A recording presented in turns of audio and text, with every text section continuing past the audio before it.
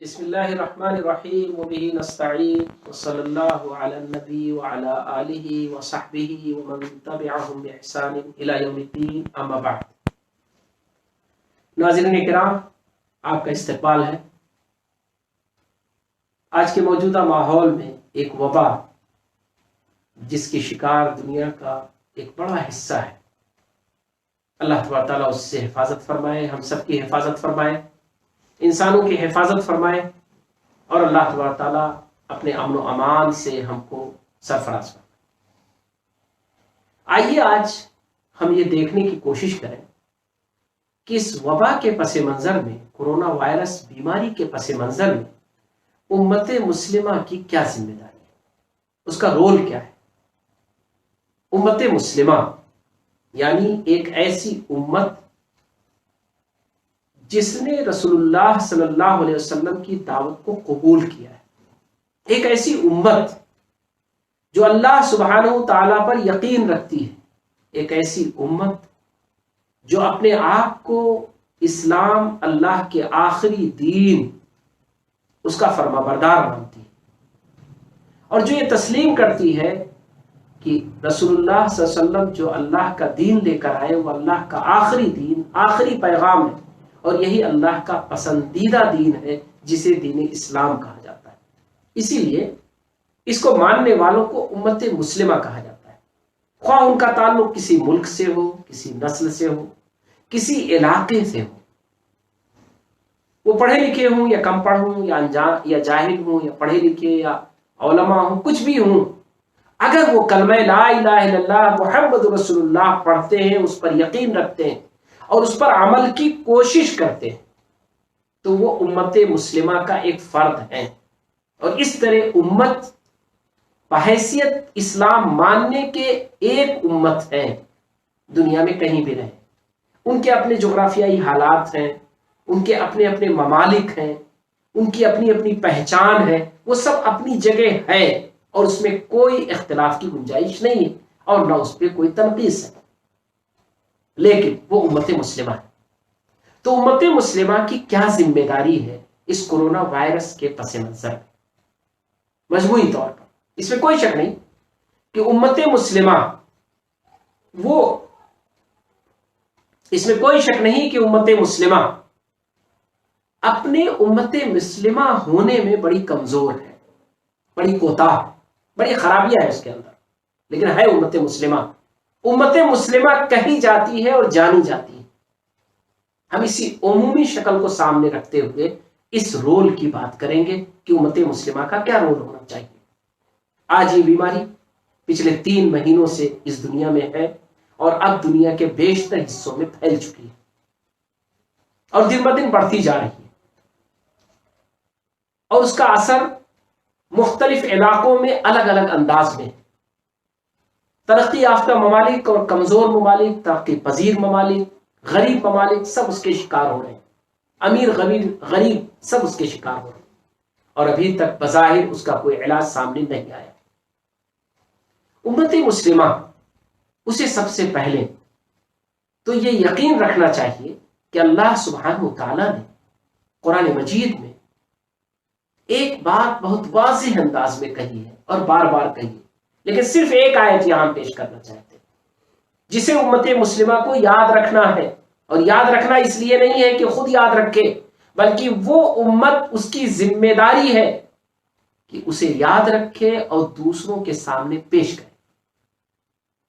یہ یقین جانیے کہ امت مسلمہ کی پہلی ذمہ داری یہ ہے کہ اس کے سامنے جو امت مسلمہ کا فرد نہیں ہے وہ اس کا مخاطب ہے، ایک امانت ہے اس کے پاس اللہ کی طرف سے، جس امانت کو اسے دنیا کے سامنے پیش کرنا اس کی ذمہ داری ہے، یہ پہلی ذمہ داری ہے اس کی۔ اور وہ امانت مختلف تعبیرات میں ہے، مختلف انداز میں ہے۔ اس قرآن کی ایک آیت جو اس کے پاس اللہ کے کلام کی امانت کے طور پر ہے، اس کلام اللہ کی ایک آیت میں پڑھنا چاہتا ہوں۔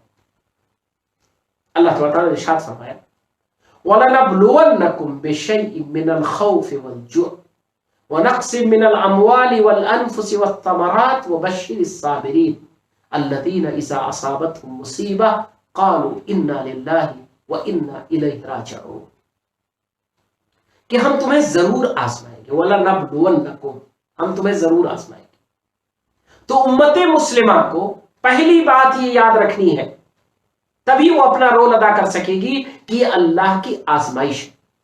ہر چھوٹی بڑی مصیبت جو اس دنیا میں آتی ہے، چاہے انسان اس پر کنٹرول کرنے کی صلاحیت رکھے یا نہ رکھے، چاہے انسان یہ محسوس کرے کہ ہم اس کا مقابلہ کر لے جائیں گے اور چاہے وہ بے بس ہو جائے، امت مسلمہ کو یہ یقین رکھنا ہے کہ یہ اللہ کی طرف سے آزمائش ہے۔ اللہ تعالیٰ سے جو اللہ کی طرف سے جو آزمائش ہے، امت مسلمہ کو اس کا یقین رکھنا ہے۔ اللہ کی طرف سے دو چیزیں ہوتی ہیں، ایک آزمائش اور ایک سزا۔ آزمائش اور سزا کو پہچاننے کا بڑا آسان طریقہ ہے۔ آزمائش جو ہے وہ ہمیں اندازہ نہیں ہوتا ہے کہ ہمارے کس گناہ کا نتیجہ ہے، کس غلطی کا نتیجہ ہے۔ ہماری غلطیاں، ہمارے گناہ، ہماری کمیاں بہت ساری، لیکن ایسی کوئی کمی، ایسا کوئی گناہ بر وقت نہیں ہمارے سامنے ہے جو جرم کی شکل اختیار کر کے اللہ کی طرف سے سزا کا مستحق ہو جائے۔ اور سزا اس کو کہتے ہیں کہ اللہ کی طرف سے ہماری غلطی کی سزا ہم کو مل جائے۔ تو سزا اور آزمائش میں بس فرق یہ ہے کہ اللہ تعالیٰ انسانوں کو سزا بھی دیتا ہے اس دنیا میں اور ان کو آزماتا بھی ہے۔ چونکہ اس وبا کے شکار ہر کس و ناکس ہو رہے ہیں، ہر کوئی ہو رہا ہے، اچھے اور برے، صحیح اور غلط، کالے اور گورے، عجمی اور عربی،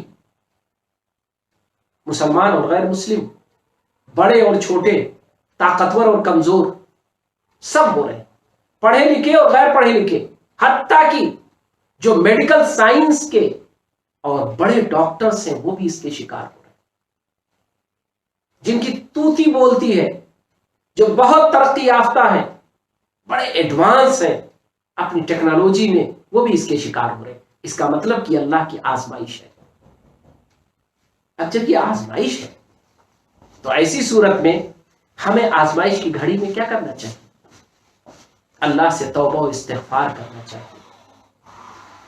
انسانوں کو یہ بات بتلانی چاہیے کہ آزمائش کی گھڑی سے نکالنے والا وہی ہے جو آزمائش ڈالنے والا، آزمائش سے بچانے والا وہی ہے جو آزمائش کرنے والا ہے، جو سب سے طاقتور ہے، جس کے سامنے ساری طاقتیں ہیچ ہیں، جس کا کوئی مقابلہ نہیں کر سکتا، جو اس کائنات کو بنانے والا ہے، جو ہمارا رب ہے، ہمارا خالق ہے، ہمارا مالک ہے۔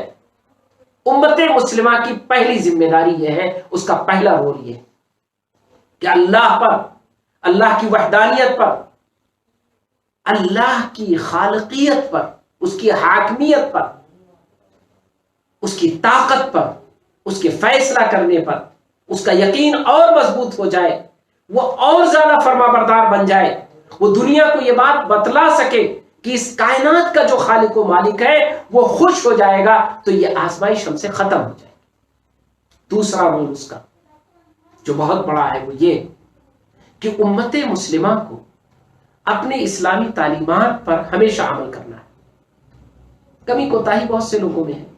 کتنے لوگ ہیں جو 5 وقتہ نماز نہیں پڑھتے، کتنے لوگ ہیں جو جمعہ بھی نہیں پڑھتے، کتنے لوگ ہیں جو روزے نہیں رکھتے، کتنے لوگ ہیں جو زکوٰۃ نہیں دیتے، کتنے لوگ ہیں جو نفلی صدقہ و خیرات بھی نہیں کرتے، کتنے لوگ ہیں جن کے اخلاق بڑے اچھے ہیں، کتنے لوگ ہیں جو بد اخلاق ہیں، کتنے لوگ ہیں جو اپنے پڑوسیوں کا خیال رکھتے ہیں، اور کتنے لوگ ہیں جو اپنے پڑوسیوں سے بیگانہ رہتے ہیں۔ یہ سب موجود ہے، لیکن امت مسلمہ کا اس وبا کی شکل میں، اس آزمائش کی گھڑی میں، کورونا وائرس کے چلتے ہوئے اس کا ایک دوسرا رول ہے۔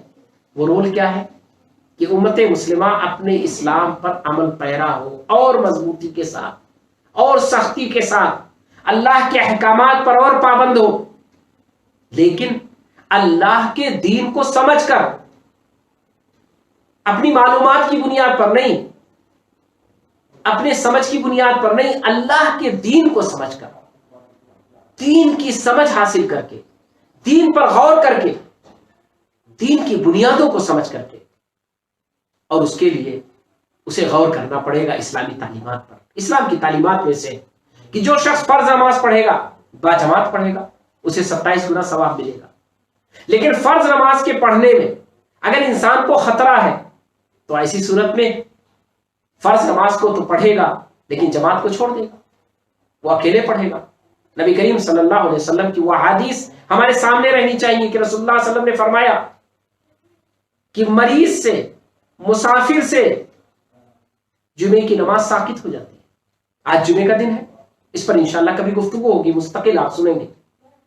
लेकिन आज जुमे का दिन है, हम गरचे मुकीम हैं, मुसाफिर नहीं है, हम गरचे मरीज नहीं है, लेकिन मर्ज का खतरा है हमारी इज्तिमाइयत में, हमारी इकट्ठा होने में। तो ऐसी सूरत में हम अपने घरों में जोहर की नमाज पढ़ेंगे, जुमे की नमाज नहीं पढ़ेंगे, क्योंकि जुमे की नमाज साकित है। हमें इस पर इत्मीनान रहना चाहिए कि हम अल्लाह के रसूल सल्लल्लाहु अलैहि वसल्लम के हुक्म पर अमल कर रहे हैं।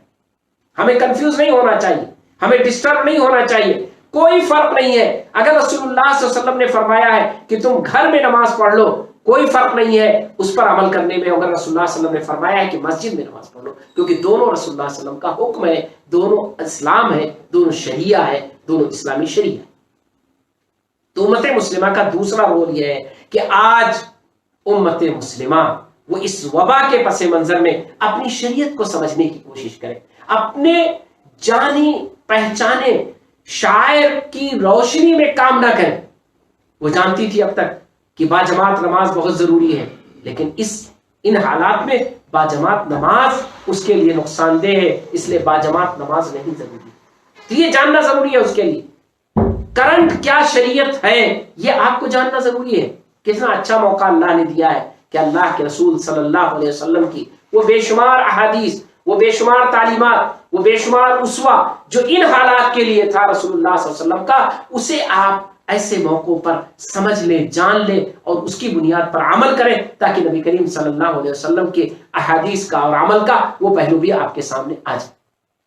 तीसरा जो रवैया और रोल है उम्मत मुस्लिमा का, वो है उम्मत मुस्लिमा की वहदत का रवैया। आज उम्मत मुस्लिमा, कोई ग्रुप उसका हो, कोई फिरका उसका हो, सब इस वबा से खाइफ है। अल्लाह ने सबको आजमाया है, अल्लाह के नजदीक सब यकसा है।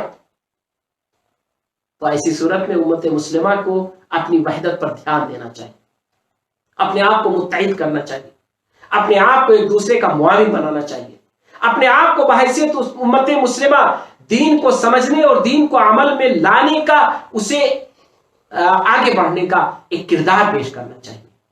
एक खैरखाह उम्मत की तरह, एक हमदर्द उम्मत की तरह, एक ऐसी उम्मत की तरह जो अल्लाह की आजमाइश का शिकार है और अल्लाह ही इस आजमाइश से उसको निकाल सकता है। चौथी चीज उम्मत मुस्लिमा का जो रोल है वो ये है इंसानी हमदर्दी का रोल, रसूलुल्लाह सल्लल्लाहु अलैहि वसल्लम की उन तालीमात का रोल जो इंसान की हमदर्दी के पसे मंजर में, चाहे वो अपने पड़ोस से मुताल्लिक हो, चाहे अपने रिश्तेदारों से मुताल्लिक हो, चाहे अपने करीबियों से मुताल्लिक हो, चाहे अपने आसपास से मुताल्लिक हो, चाहे गरीबों से मुताल्लिक हो, इन सारे अहम मामलात पे इस वक्त तवज्जो देने का मौका है, बेहतरीन मौका है। आप एक फोन उठाएं और खैरियत लें अपने किसी जान पहचान की जिसका नंबर आपके पास है, किसी अननोन आदमी जिससे कभी आप मिले थे उसको उठाएं और उसकी खैरियत ले कि आप कैसे हैं, अल्लाह करे आप महफूज रखें। दुआएं दें लोगों को, लोगों के लिए दुआएं करें। उठे तन्हाई में, कितना अच्छा मौका है कि आप मस्जिद नहीं जा सकते हैं, आप फर्ज नमाज बाजमात नहीं अदा कर सकते, फर्ज नमाज अदा कीजिए। और जो आपको वक्त मिल रहा है, जो आपको एक कसक है मस्जिद में ना जाने का, उसको पूरा कर लीजिए। रात में उठ करके तहज्जुद पढ़िए, अल्लाह से रोइए, दुआ करिए, अपने लिए भी, उम्मत मुस्लिमा के लिए भी और सारे इंसानों के लिए भी, और अपने मुल्क के लिए, अपने माशरे के लिए। और पांचवा और आखिरी रोल जो उम्मत मुस्लिमा का है कि दीन को सीखने के लिए कोशिश करिए। उम्मत मुस्लिमा, उसका बड़ा अहम किरदार है इल्म के ताल्लुक से। उम्मत मुस्लिमा आज अपने दीन को नहीं जानती है तो दीन को पेश कैसे करेगी? दीन को समझती नहीं है तो दीन को बतलाएगी कैसे? कितना अच्छा मौका है आपको अपने घर में बैठकर दीन को सीखने का। किस तरह हम और आप पाबंद हो गए अपने घर के माहौल का, अपने आप को हमने अलग काट लिया है समाज और सोसाइटी से, और ये हमारी जरूरत है, ये हमारी जरूरत है। कितना अच्छा मौका है कि हम इसमें दीन को सीख लें, हम इसमें कुरान पढ़ना सीख लें, قرآن کو جانیں، قرآن کو سمجھیں، قرآن کے معنی کو جانیں، قرآن کے معنی کو سمجھیں، رسول اللہ صلی اللہ علیہ وسلم کو جانیں، رسول اللہ صلی اللہ علیہ وسلم کی زندگی کو پڑھیں، اور بہت کچھ ہم سیکھ لیں۔ جو لوگ پڑھے لکھے ہیں وہ پڑھ کر سیکھیں، جو لوگ سن سکتے ہوں وہ سن کر سیکھیں، جو لوگ دوسروں سے پوچھ سکتے ہوں وہ پوچھ کر سیکھیں۔ یقین جانیے امت مسلمہ اپنا یہ رول ادا کرے تو بہت اچھا رول ادا کر سکتی ہے۔ ایک آخری بات، امت مسلمہ کا رول سماجی اور ملکی پیمانے پر وہ کیا ہے؟